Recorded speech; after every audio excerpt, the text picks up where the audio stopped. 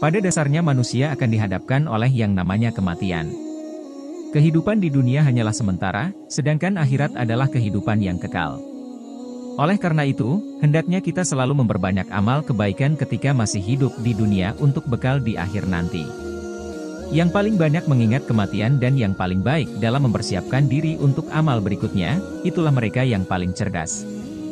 Hadis riwayat Ibnu Majah No. 4259. Berikut beberapa amalan penerang kubur yang bisa menjadi bekal sahabat baik untuk menghadapi kematian suatu saat nanti. Sebaiknya perbanyak amalan ini selama kita masih diberi kesempatan untuk hidup di dunia. 1. Menjaga sholat 5 waktu.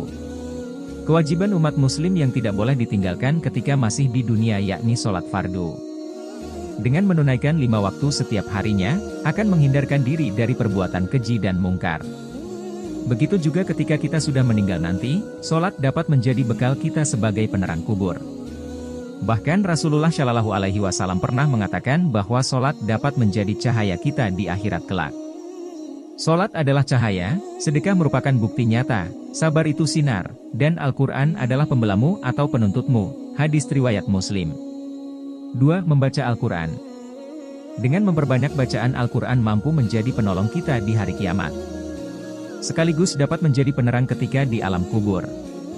Rasulullah Shallallahu Alaihi Wasallam bersabda, "Bacalah Al-Quran karena sesungguhnya di hari kiamat nanti, ia akan menjadi syafaat kepada orang-orang yang mengikutinya." Hadis riwayat Muslim. 3. Memperbanyak zikir. Selain sholat 5 waktu dan membaca Al-Quran, memperbanyak zikir juga dapat menjadi penerang kubur. Ada kalimat zikir yang mudah diucapkan namun memiliki timbangan amal yang berat. Yang artinya, Maha Suci Allah dengan segala puji baginya, Maha Suci Allah yang Maha Agung.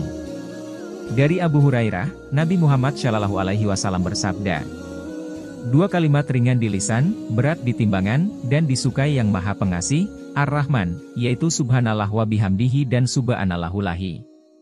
Hadis riwayat Bukhari.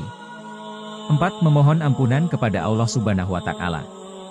Ada beberapa riwayat yang mengatakan bahwa seorang muslim yang beriman kepada Allah Subhanahu wa Ta'ala akan dilapangkan kuburannya seluas pandangan mata, sehingga bisa menjadi penyelamat pertama di alam kubur kelak.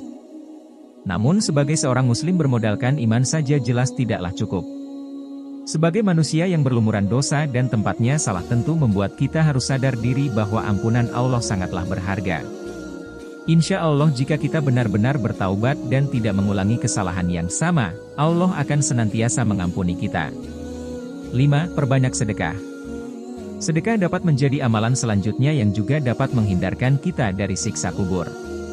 Sedekah merupakan salah satu wujud bukti rasa sosial dan peduli kita kepada sesama makhluk.